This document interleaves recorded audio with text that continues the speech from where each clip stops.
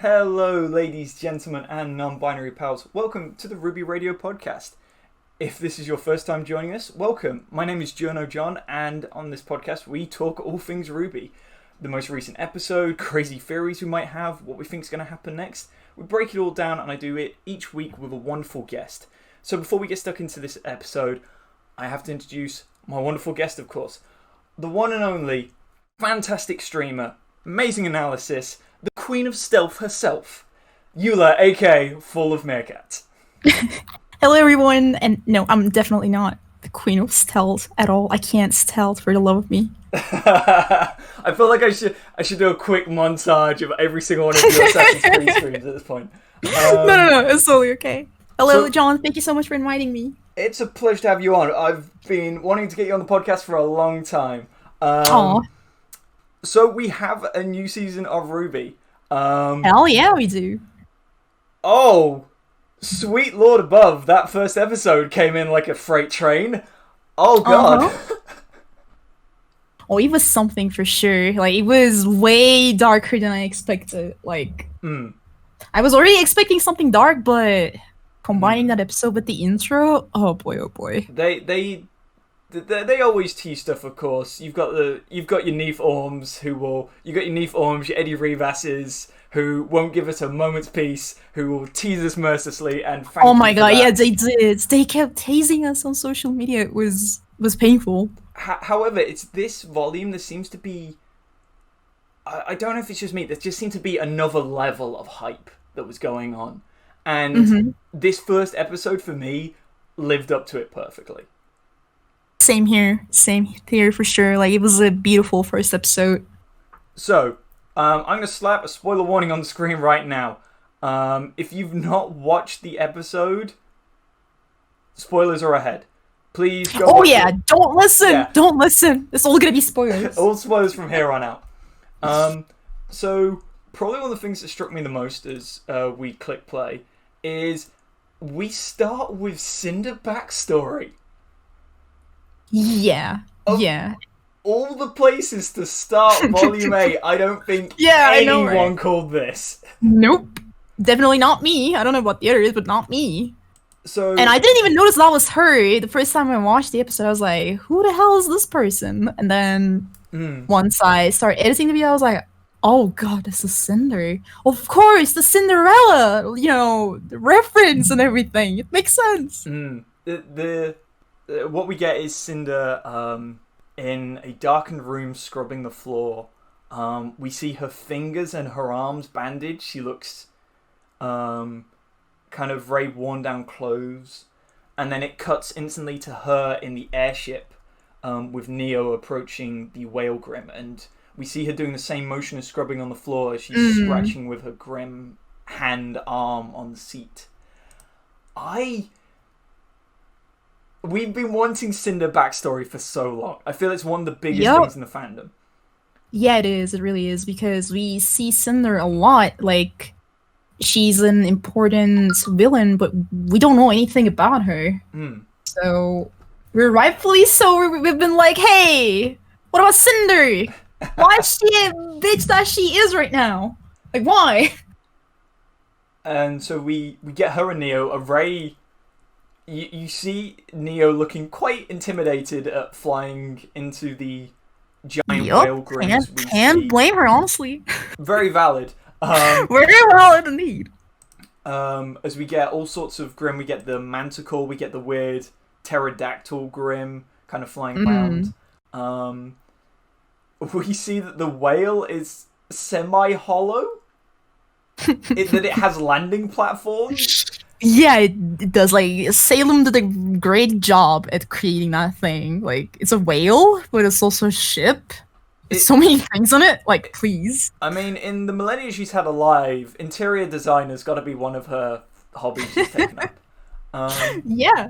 I mean, she had quite some time to design it, I assume. Considering her age and everything. So, we get Neo and Cinder approach Salem on her bone throne. And we have Cinder present her the lamp after Salem's very menacing line of what is it? It's "You wouldn't come to me empty-handed. Mm-hmm. And we once again get the reaction from Neo of when Cinder claims that she took the relic right from under Ironwood's nose. And Neo is very appalled that her handiwork is being left out. Yeah, I mean, Neo basically does everything.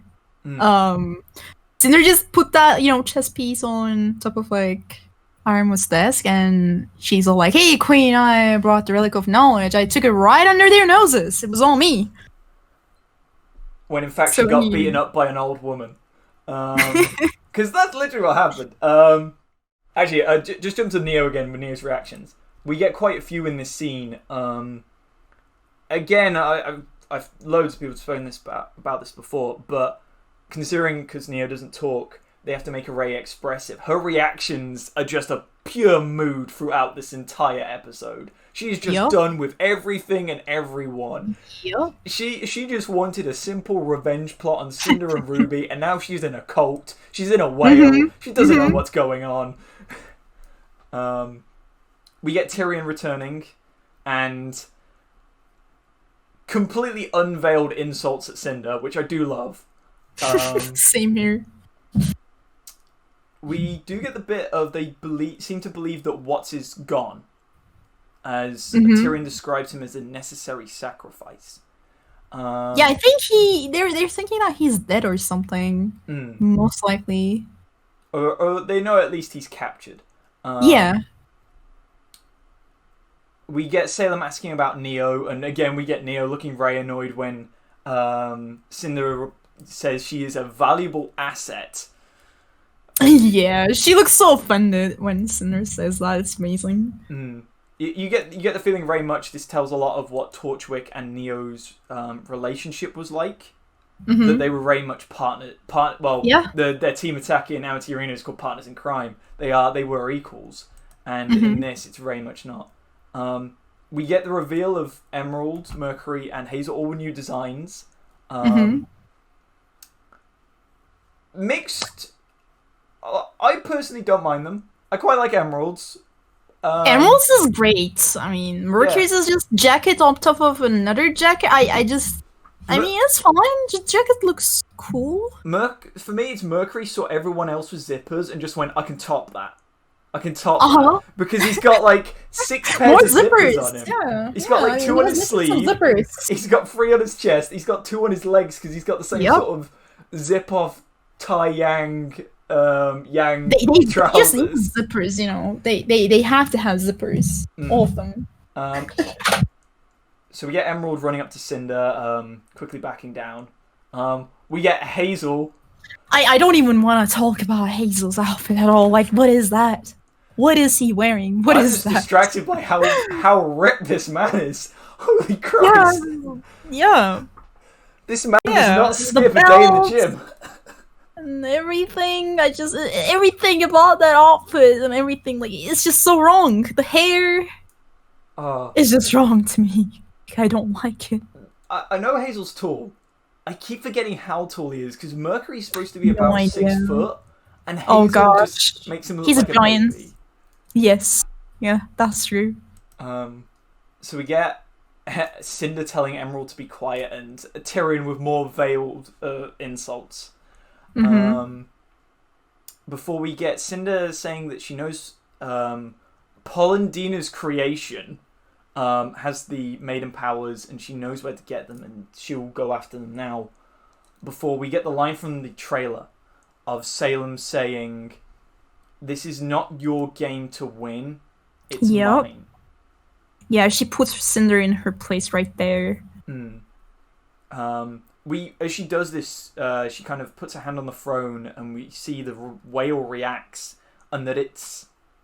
I don't know a whale's anatomy very well. The front part of a whale is translucent or can play video footage. Apparently it's a thing. Yeah, apparently it's a thing. Yeah. What's the just because you are more valuable than a pawn does not mean you're a player. I really like that line. That's sinister as hell. I love it. Same here. And we get, of course, a great villain lineup shot. as we also get Cinder's other line from the trailer, "Without you, I am nothing."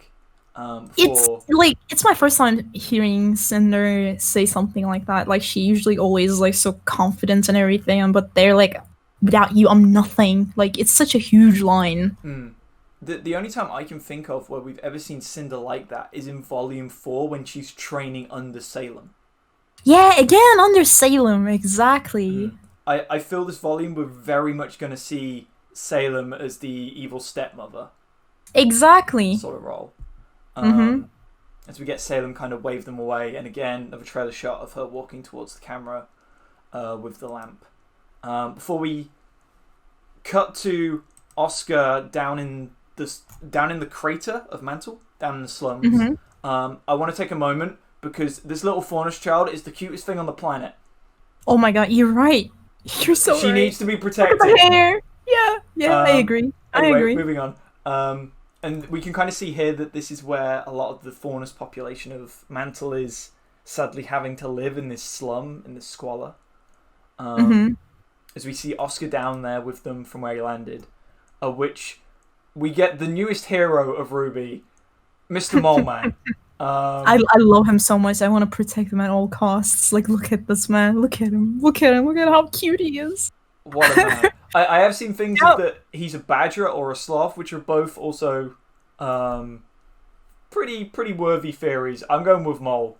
For me, he's a mole Faunus. I just love it too much. Yeah, same. We get RWBY picking up Oscar as they regroup with the Happy Huntresses. Of which we get Joanna taking out another one of the drones. And we have May, Fiona, the Happy Huntresses are essentially trying to evacuate as many people as they can from the city itself into the crater, with their logic being they can't defend the whole city, and at least the crater is warm. There's no heat in the city right now. The crater can keep people warm. It's not very defensible, but if they've got everyone in one place, it will be easier to defend than multiple. Yeah, it's actually a really good idea. Like, I never really thought about it. It's kind of a not many options scenario, really, is it? Yeah, it is. It really is. They've got no backup from the army now. They've got very little supplies or ammunition. Not many big guns. They don't have an artillery position that starts shooting at the rail with. So it's kind of, where can we protect the most people at once? As we see the rest of the team, in RWBY, Weiss, Blake, Yang, Penny, Jean, Ren, Nora, Oscar, Pietro, and Maria, who are all now on the wanted poster. We get this very adorable hug between Nora and Oscar. Yes, it was adorable. And as we get them regrouped, we get this talk from Joanna of, it's time to pull your weight. You're going to help out. Actually, before we get to that, one little side note. We get this moment from Ozpin in Oscar's head. Says, "You're not going to tell him I'm back." And Oscar replies in his head, "You and I aren't done talking yet." Yup. Can't blame the kid. Honestly, I can't blame the kid. Not going to lie. And I'm so curious about their talk. I love this line. I thought it was a great one. "You and I are not done talking." It was. Aaron Dismuke. Apologies, I'm probably saying the name wrong. The voice actor of Oscar. I nailed that line. I loved it. So we get Joanna come in and say, "We need you guys to help out. You need to pull your weight." And we get this very funny line from Weiss of, "We're never going to sleep again." Before we see it be mentioned a few times, this Barbara, Lindsay, a few others in the kind of conventions before this season came out, mentioned a potential slight division in the group. And we see here I quite like what they've done artistically here. We get flashes forward and back of Yang saying that they need to protect Mantle.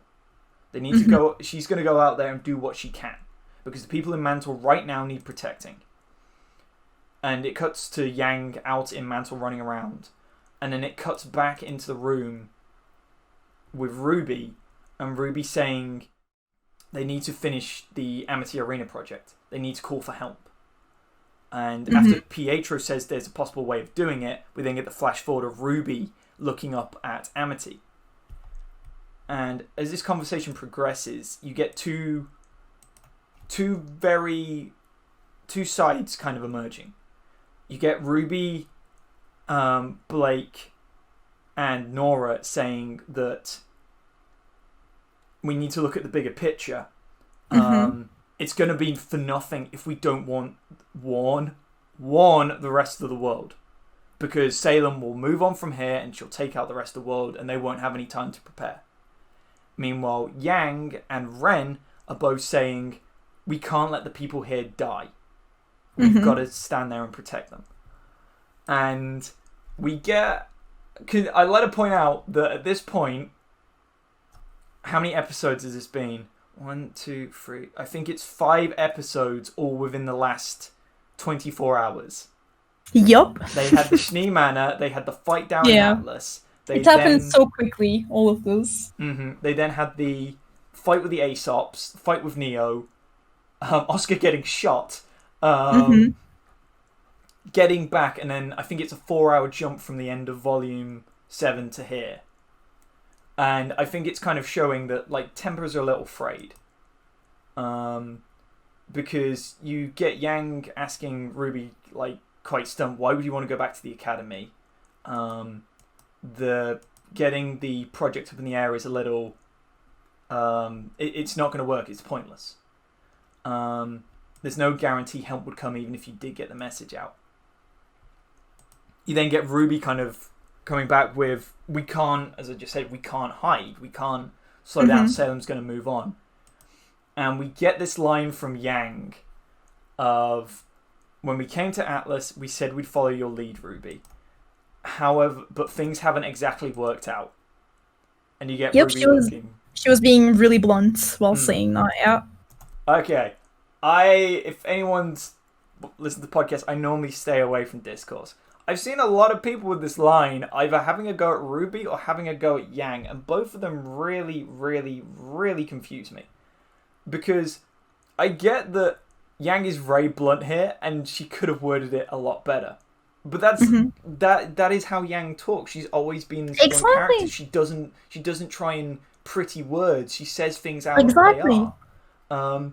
She's straightforward. That's how she's always been. Granted, it's maybe a little harsh to put it on RWBY's head, because I don't know in RWBY's decision making what she could have done better, because where they are now is a factor of outside forces. But in Yang's argument, she's very valid. But the thing is, so is RWBY.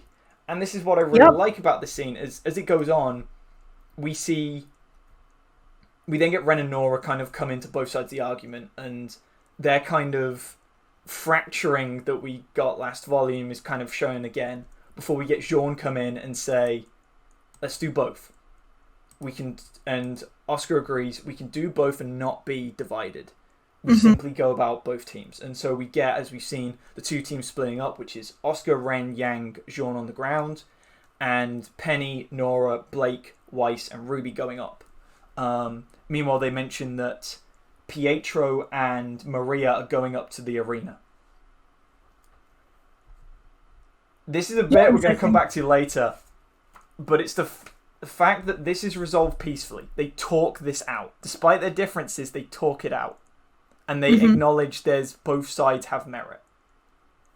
Because there's a scene later which is a fantastic parallel to this, and I think is a wonderful little bit of writing. So as we get this, we also get Penny saying maybe she should turn herself over to Salem in the hopes that Salem would spare the city. No, that was such a bad idea, for sure. Penny, no! Exactly.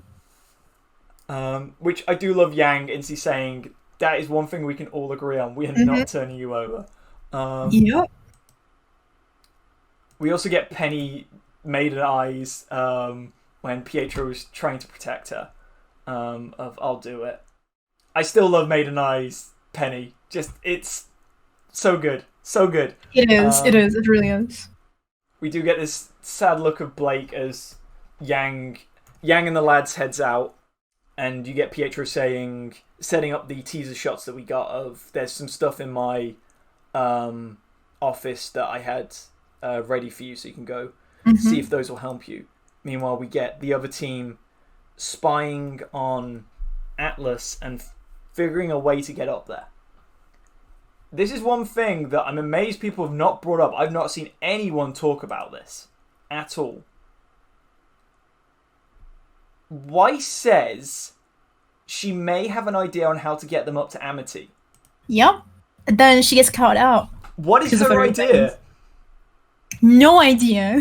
So this is the thing. Because I get why it's overshadowed, because we're gonna go into the next bit. I mean, what if she would create like a giant wasp again and make all of them fly up there with her semblance? That would be my first thought. Would be to use the wasp. The only problem is, if they're spotted, they're done for, because the wasp's just gonna get shot out of the air, right? Mm-hmm. The other one I had, the theory I've got. She contacts Whitley or Willow. Because I bet the Schnees have like a private airship, right? Yeah. That's true. I'm pretty sure they have like multiple airships. I'm pretty sure. Though Lancer sounds like the most logical thing, wouldn't it? Because it's Weiss's whole thing, like, get him each a Lancer and zoom straight up there. But before she can say, there is a phone chime, and Penny slowly and very timidly pulls out her scroll to see Ironwood is calling her. Oh, if you didn't hate that man already, you'll hate him for what he does in this scene. Oh, he's just manipulating Penny. Oh, just playing with her emotions. Essentially, you get Ironwood saying, "We need you back here right away. We're worried for you. Atlas needs you."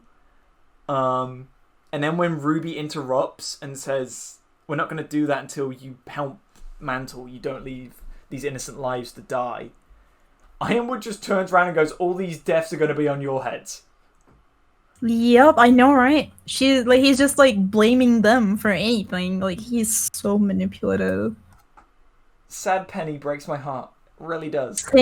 Same here. I do like Leader Ruby though, and Nuts and Bolts hug. Yep. Gotta love that shit. It's so precious. We have been told there is a lot of hugging this volume. Aww. 2 down, 2 hugs down. Don't know how many more to go. Hopefully a lot. So as we then cut to the Aesops in some form of hospital, being given a moment to grieve their fallen leader, as we see Clover, and we get in the room across the corridor Ironwood with his new robotic cybernetic hand talking with Winter, who is undergoing medical treatment, and we see that she's quite badly injured. She's got like a large arm sling on just so she can like kind of move her arm around. We're seeing that in one of her hands she can't tighten her knuckle at all. She can't form a fist or like push her hand back.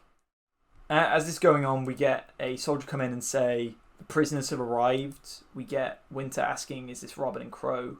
Ironwood doesn't reply. Yep. And we get the line, "Thank you, Winter. I don't know what I could do without you." Ironwood has said something similar multiple times to Winter. I find it very interesting. There's a slight parallel here to a line from... Which episode again? Which season? The line it's from, sorry, I'm just trying to remember, it's the Blake trailer for Volume 5. When I think no, it's the Adam trailer. Adam trailer? The Adam trailer for Volume 6, when it has the flashback to Blake and Adam in the White Fang. And it's the shot of Blake before she runs away. Oh, you mean, okay, Adam's the parallel line. Adam's line, yes. Adam's line of I don't know what I'd do without you. Hang on, I've got it on a tab. Thank you, Blake. It's good to know I've still got you. That kind of emotional manipulation. Now, I will say, I don't think with Ironwood his is intentional. I feel with Ironwood he's just so overwhelmed with everything, he just doesn't realise what he's doing. But it's that same thing again. The same thing, yep. I need you. Like, if you go, I don't know what I'd be doing. I'd break down. I need you here to, like help me function. Which we do get Winter looking kind of worried and a little off-put in the background. We get Ironwood worrying about this is the largest Grimthor's ever seen. He mentions that the city's light shields, which is, well, I'm guessing the purple shimmer we've seen around Atlas occasionally, but he says they won't hold out forever. And Winter asks him what he's going to do. As we get two council representatives that we saw at the end of last volume kind of barge in demanding answers, because evidently they've just heard that Ironwood has declared martial law and is leaving Mantle to die. And as you get the two of them kind of trying to push through to talk to Ironwood, you get Ironwood say the line, "I will do whatever it takes to defend this kingdom, no matter the cost." Which also harks back to his line to Watts when he was fighting him in Gravity in Volume 7. Yep. He walks out of the hospital room as Councilman Sleet is kind of yelling at him. And as he says, I'm pretty sure, he says about bravery and "are you afraid?"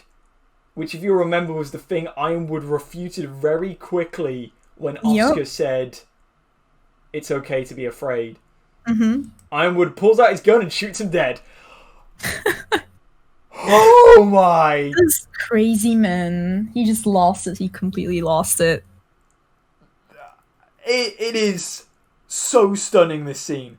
Like, you know Ironwood's gone. We saw it last volume. He shot Oscar, for crying out loud. He's leaving a city of thousands, maybe millions, to die. Like, he's lost the plot. But he just walked out shot and unarmed, like, just boom, dead. And it's the reactions. You see Marrow and Elm just look stunned. You see Councilwoman, I think it's Camilla. Yeah, Camilla. Is just terrified. The only one who doesn't really react is Vine. Vine's very... Vine is always like that, I think. Like, he always has that... poker face. Emotionlessly, yeah, but poker face all the time. The thing is, Ironwood just shows no emotion. Shoots him dead, looks for a moment, then just turns and walks away as he holsters his gun. Just no emotion. Completely, you could almost say, robotic. And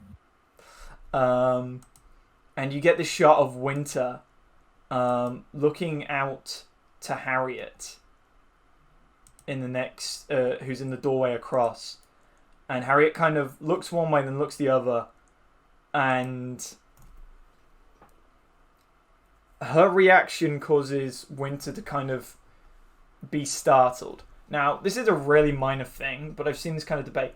Do you think in this shot, Harriet is turning to look at Winter? Or is Harriet turning to look at the dead body of Sleet? I think she's trying to look at Winter.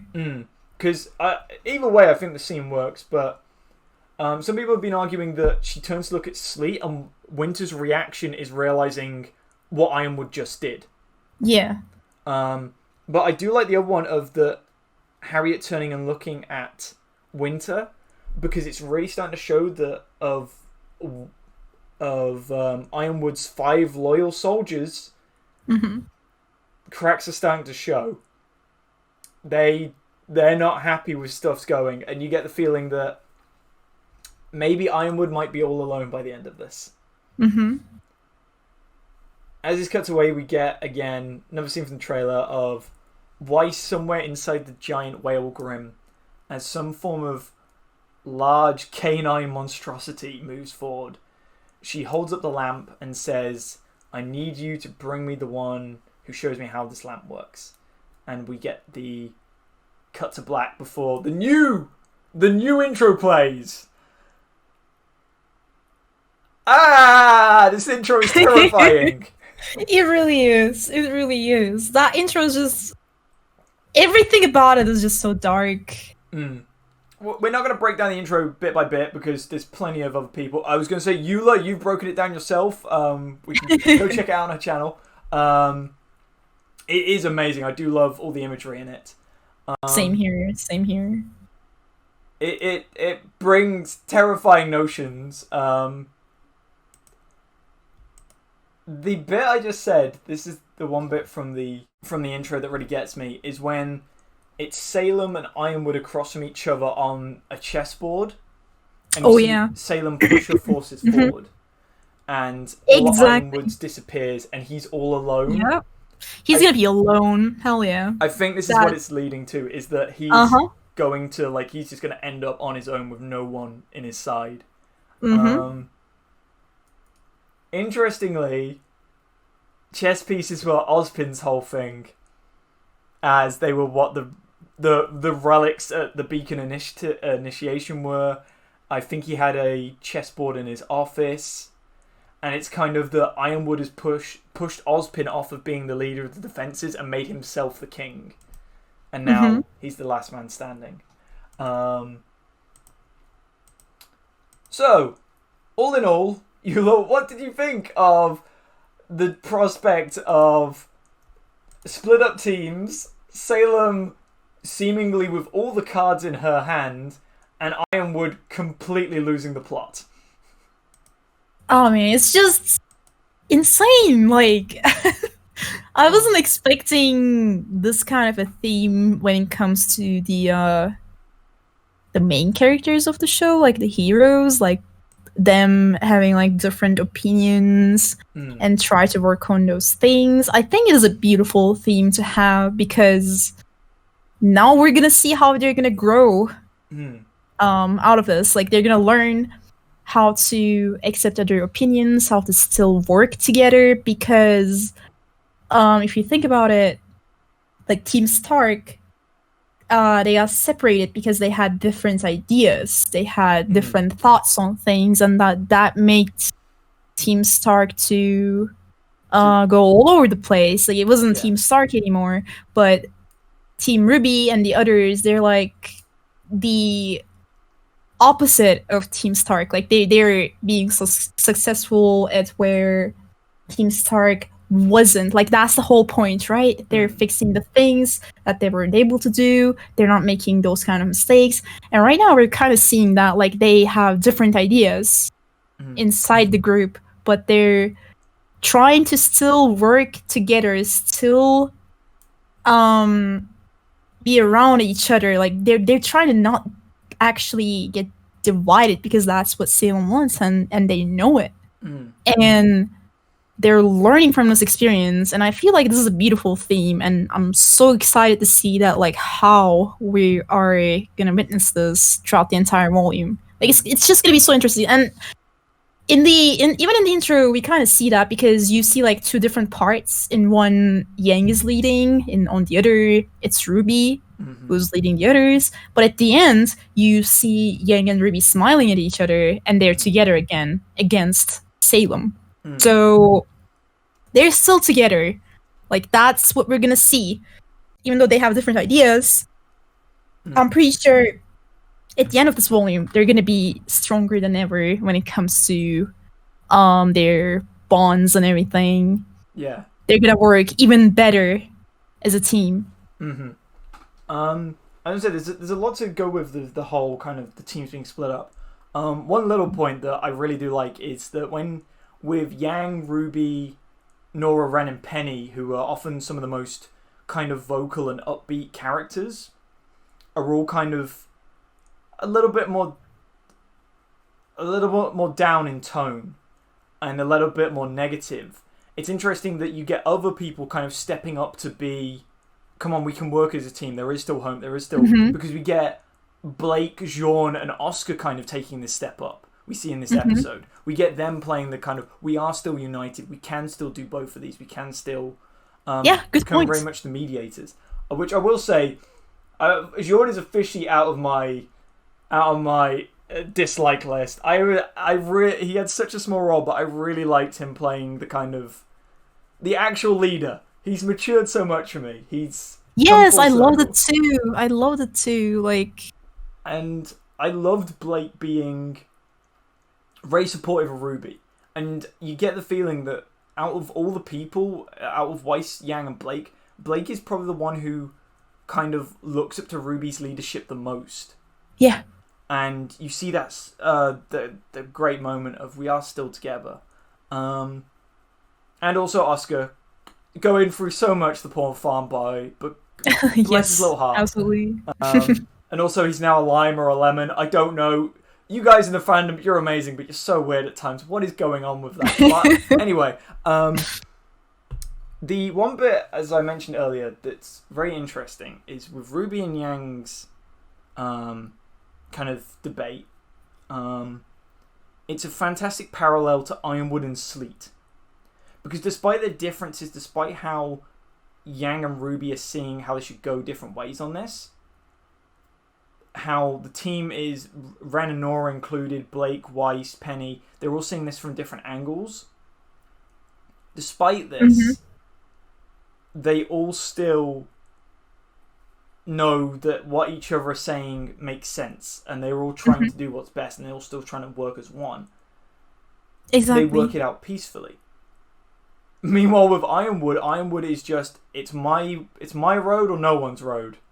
Like, and the minute that someone even slightly disagrees with him, with Sleet, he, boom, dead, gone. That parallel for me, I really love. It really is a great parallel. One of the things for RWBY has always been that it's the kids always showing the grown-ups how it's done. You see the grown-ups... but you see, like, what you mentioned with Team Stark. Where Team Stark felt Team RWBY is succeeding, where... I find there was a great one with... You see in Volume 5 how cowardly Lionheart is. And in Volume 6, they're dealing with the thing of... We can't actually kill Salem, as far as they're aware.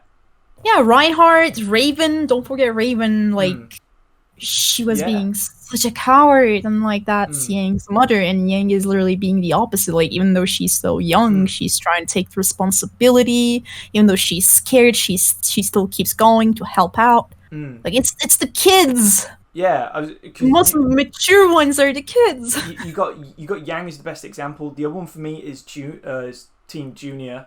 When they have, is it Volume 9 in it? Volume 9. Episode 9 in Volume 6. Where they're kind of debating, should we carry on? If we can't kill Salem, what's the point? And despite that fear, despite the fact knowing that this is going to be a ridiculously hard task, they still carry on. There's like a multitude of these. Ironwood again with this. It's a theme that keeps going on, and I love it every time. Same here. Now, here's a bit, because... If anyone has listened to this podcast before, welcome to the usual segment of Journo fills everyone with angst and pain because I'm evil. Oh gosh. I should put a little jingle to this bit. It should become a segment every week. Okay, so from what we can tell in the trailer, Oscar's going to get kidnapped.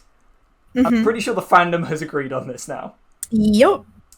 The other one that's now gone around is because of shots in the intro, precisely this shot, which I will throw on screen now, of Watts... the other side of the glass to Penny, and then the glass cracking around Penny. The following shot of when they line up for battle, and as they go to face down Atlas and the Grim, Penny flies up, and instead of facing the enemy, she faces her friends. Yeah. And the final shot, right at the end, when it does this fantastic little outline thing, we have the outline of Penny, which goes from orange and blue to red. Theories are Penny's going to get hacked. Oh yeah, they're everywhere. Those because series. We saw very prominently in the Penny scene, we see the picture of Watts. Now, with Oscar getting kidnapped, Penny getting hacked, I'm presenting the scenario. 5 episodes in, 6 episodes in, they've all got to regroup because Yang and the lads have lost Oscar to Salem, and Team Arena have lost Penny. Oh no! And so they've all got to regroup because they're down 2 members. One which is trying to kill them, and one that's been captured. No. Yula, what do you think of this theory? No, I don't want it. No. No! This makes sense and I fucking hate it. No. This makes so much sense. No.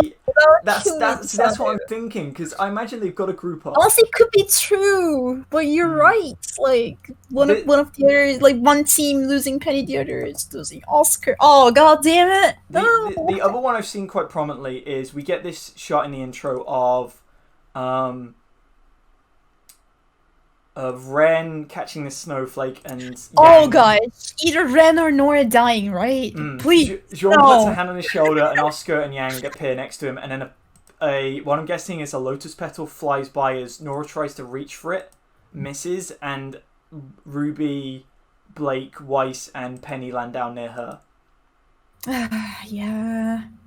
Okay, there is the strong theory that Ren or Nora's gonna die this volume. Yeah, apparently that's like a sakura petal, and in Japan, sakura petals symbolizes death and passing away, and that's why. Yeah, apparently. I mean, that's what someone told me in one of the comments under my video. Like, it's just. If I don't want that to be true, I don't want to accept it. That would be like tragic. Welcome to John Torment's guests with more angst. Okay, several things. One, there's another shot in this where we see Ren and Nora facing away from each other, and Nora turns to Ren, and there's a flash of lightning over in front of her. No. There is also, again, I'm amazed I haven't seen more people talk about this. In the Penny scene, right? Where Penny flashes to red. Yeah. Penny's colours aren't... Okay, when you think of Penny, what colours do you think of? Green. Okay, go to the scene. The colours Penny are orange and turquoise blue. Name me one character who has orange hair and turquoise blue eyes. What? Nora. Wait, why? Where? Nora Valkyrie gets the maiden powers. Oh my god! Okay, do you want me to ramp the angst up even more? Because this is a really minor thing that literally I just noticed on the freeze frame right now, Yula, as we were watching this. Right now? Wait, right now, it was this scene where Nora's with the team. Hang on, let me just play it through. I've never noticed the detail. I'm not sure if this is new, or if something's always been there. The detailing on Nora's hammer. Look at the heart below the nozzle of the grenade launcher. It's a heart with a lightning bolt through it. But from a certain angle, it looks like a broken heart. Oh no! Yeah, that's true. So, first Journo crazy prediction of this volume has come out, and this is it. Nora's to get the maiden powers, but Ren. And I don't want any of them to be true. I'm sorry, but I don't want any of them to be true. Please, no. Oh my god, this volume is gonna be so rough. Oh. Yep. Gonna kill all of us. I think that's a good thing to move on to is the discord between Ren and Nora. It is clear that communication between them has completely broken down. It is. Of which I will say, the phrase goes, "It takes two to tango," but Ren really needs to communicate more. Like, yeah, Ren's never someone who communicated about his feelings that much. And so I'm not surprised that this is happening. It seems it's setting up for a talk of either Nora Blake or Ren Yang. Oh yeah, that would be great. I'm looking forward to it actually, because Ren and Nora already see. Mostly Nora. They already see them as couples, and now Ren and Nora, they're aware of their feelings and everything, and I can totally see versus like Nora talking to Blake about things. And I can't wait for it. I can't wait for it. I just thought of more angst. I'm really sorry. Gosh, go for it. Go for it. Just hit me even harder. So I was thinking, sure. We've got Yang and Ren on this team with Jean, and Oscar's going to be missing. You've got Jean, who's the person who probably is still living with the guilt of the fact that Pyrrha had all these feelings for him, and he never properly talked to her about them. And it's evident that he had some form of feelings back. Be they platonic or romantic, it's still unknown. But he has a lot of guilt over the fact he never properly talked to her about them. I just thought it would be funny if it's Ren and Yang and they're just like, they're too awkward to talk about it, and Jean just sits them down and is like, yo, you love your girlfriends, go talk to them. What if Jean turns to Ren and tells him about how he regrets never being able to tell Pyrrha how he really felt? We get Ren doing that, and it's reverse Arcos, where Ren sacrifices himself. No, wait! This went down so quickly. Yes to the first part, no to the last part. No. It would be great if Jean would be the one talking to Ren about this, but Ren sacrificing himself. No. No. I don't want to accept any of these theories. Look, I've been trying to stay positive in all of my years in the RWBY fandom. I'm still gonna stay positive, even though how dark this whole goddamn intro and the first episode is. I'm still gonna be like, no. That's the thing. We're already one episode in. One episode. No. How many is this volume? Is it 14 or 15 they said for this volume? Because it's more than usual, I think they said. Yes, it is. Oh, sweet lord. Okay, let's move on to something a little bit more positive. This is a theory that has gone around the fandom for literally years. Is Emerald redemption. Is Emerald Hell yeah, getting she deserves it. She's gonna come to her senses. She's gonna break the chain of manipulation. I have faith. But that's what's happening. There is a bit, because the thing I've always seen with it is people saying it's either Emerald or it's Emerald and Mercury. Yes. Yeah. I get the feel there's a big hint for me in the opening, opening sequence, which is when we get the freeze frame of the battle. We get Cinder walking past his freeze frame. Yeah. We get Neo looking done with the world and done with Cinder. We get Emerald tries to do her awkward wave to Cinder and is just blanked. Yeah. And then Cinder is engulfed by flames, and then we get the lineup of the villains. And interestingly, Mercury is in this lineup. He's not with Emerald. I think this is... I think I'm unsure on Neo, because Neo's whole thing is she also wants revenge on RWBY, so where she evidently won't stand with Salem, because Salem doesn't want RWBY dead. So it's unclear where maybe Neo goes out on her own, but it's clear Neo is either going to try and kill Cinder or she's just going to peace out. She wants nothing to do with this. I think very much we're going to get an Emerald leaves and Mercury stays, because again, Volume 6, Episode 9, where we got the Emerald-Mercury argument at fight. Mercury's line, you may not like it here about Cinder, but I think I'm exactly where I'm supposed to be. Yeah, exactly. He likes where he is. He likes being there. Emerald doesn't. Emerald is only there because of Cinder. Because she loves Cinder, but ever since Emerald was there, you can clearly see how uncomfortable she is. The only reason that she's there is Cinder. Nothing else. Okay, here's the really interesting part. Emerald's illusion is Aladdin. Now, yes. Please remind me, what does Aladdin steal again? The lamp. The lamp. And what does he do with this lamp? He rubs it and asks questions. Yup. And what if Emerald would ask the question? Yes. What would she ask to the lamp? Okay. I definitely think she's going to steal the lamp. Question is if the last question is going to be used before she can steal it. If she does, not to mention she's a thief. We know it ever since the beginning. She's a pickpocket. She's a skilled thief. Yeah. What if her question... Well, here's the thing. I'm trying to think, what would Cinder want to ask? What would Emerald want to ask? the person Emerald evidently cares most about is Cinder. Yeah, she might ask something about Cinder, honestly. What if, much like with Salem, where they asked what is Ozpin hiding? Emerald asks what is wrong with Cinder? Like, what is Cinder's backstory? Oh god, and that's how we learn Cinder's backstory.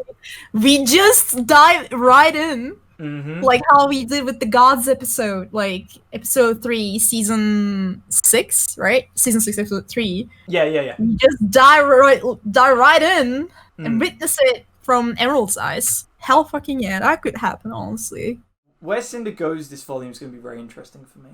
Her bit in the opening really was interesting, of her screaming in pain. Oh yeah. Last bit before we move on to the other final part, was that we've seen that the Grim arm is slowly moving further up, like it's consuming more of her body. Mm-hmm. What if it regrows her eye? She gets a Grim eye. Oh yeah, that would be really interesting to see. It's growing up her body, it's got to her shoulder, so surely it's going to consume the rest of her body, right? Mm-hmm. And she's missing an eye, and she gets like the sort of face plating of like a Grim, maybe? Honestly, I can totally see like a dramatic scene where her mask just drops and you just see that Grim eye right there. Cinder looking more and more like a monster. Yeah. I mean, Raven already put it there when they were fighting in Volume 5. You know. It would be interesting. It would be very interesting. The last thing I've got, this is more just kind of minor. There was a lot of Weiss and Winter interactions last volume, which I really loved. I love the dynamic between them. There is a shot in the trailer where we see Weiss and Winter cross paths to each other and face away. And in the intro, yep. As they do in the intro, we get Weiss looks up and Winter looks down. Exactly. Which is a direct parallel to me from the one in Volume 7. When the two Weiss sisters are kind of looking away, and then Winter kind of looks up and towards the camera. Meanwhile, Weiss turns and looks at Winter. Okay, I've already like spoken about this before on Tumblr, Twitter, of how it's kind of a role reversal now. That Weiss looked up to Winter and in a way styled herself after Winter. You kind of see it in some of her design when we first see Winter. We kind of see that Weiss is kind of very similar. This is now reversed. Because now we're seeing Winter copying Weiss. She's looking up to her. Because if you look in the shot, as they cross, Weiss does not look at Winter. She looks dead ahead. Weiss looks dead ahead. Winter is looking at Weiss as they cross. And then when they move, Weiss looks upwards, Winter looks downwards. Meanwhile, in the Volume 7 one, it's Weiss looking down before she looks across at Winter, and Winter looking upwards. It's the direct contrast that now that they're on these opposing sides, Winter's realising she's in the wrong, and now she's looking up to Weiss. Add into the fact that, much like Weiss, she's now added red to her uniform. Oh, that's a cool detail. She's now got her hair in a ponytail. Her hair's kind of a little bit more free. It's a little bit more loose. It's less rigid military. So I think very much we'll get a kind of a callback to the line, you've got to carve out your own way. And I get the feeling we could have Weiss saying it to Winter this time. Of, you've got to leave Ironwood. You need to carve out your own path. Which, as angsty as it would be, I still think there's a possibility of a Schnee fight on the cards. Weiss versus Winter. I really don't want to see that. Because here's the thing for me. Weiss has to win it. Weiss has to win that fight because it'd be the perfect, like, kind of fulfilling of her arc. But yeah, this is all in the first episode, guys. Exactly. And we have such a long way to go. Oh yeah, it's gonna be plenty of fun. Oh yeah, hell yeah. It's my favorite season. Oh, when it comes to the whole year, like the RWBY season, like these couple of months ahead, it's gonna be beautiful. Oh, I can't wait for it. Anyway, is there anything else you wish to talk about, Yula? Anything you want to bring up? I think we covered like most of the important things in this one episode, and like, oh my gosh, those theories at the end, you ripped my heart out. Even if there was anything, there's nothing left, John. There's nothing. Please don't hurt Penny. Please don't hurt Nora, or else don't hurt any of them. Anyway, before we go anywhere, massive thank you to you, Yula. Thank you so much for coming on the podcast. It's an absolute joy to have you here. Honestly, thank you so much for inviting me. This was so much fun. I love those theory discussion bits and everything. Like, my mind is blown. Now I'm like, I have even like more crazy thoughts as to what's gonna happen, and they're kind of hurting me, but it's also in a good way. So this was we gotta wait till Saturday. We gotta wait till Saturday. Which, when this goes up, won't actually be that long away. But anyway, we're almost there. Anyway, just getting there. Yula, where can we find you online? Where can we find your amazing content? Thank you so much, Barry. You're so kind. It's FallofMeerkat everywhere. Like, I'm on YouTube with the same name, Twitter, Tumblr, Patreon, Twitch. Like, I'm all over the place. It's the same name. So if you just Google it, honestly, Google is your friend. It's just lists all of the stuff about me right there. I will put all the links below so you can go check them out. Thank you so much. Just started streaming, I believe, Assassin's Creed Valhalla. Yeah, it's been so much fun so far. Go check it out. It was a really great stream. I'm glad I was able to drop by for it. Also, thank you so much. Doing RWBY reactions, I believe. Yeah, I do. I've been doing RWBY reactions ever since 2017, ever since Volume 5 dropped, I think. Yeah. Go check them out, folks. Anyway, with that all said and done, have you got anything else to say, I guess? I just want to say, like, it's been such a pleasure.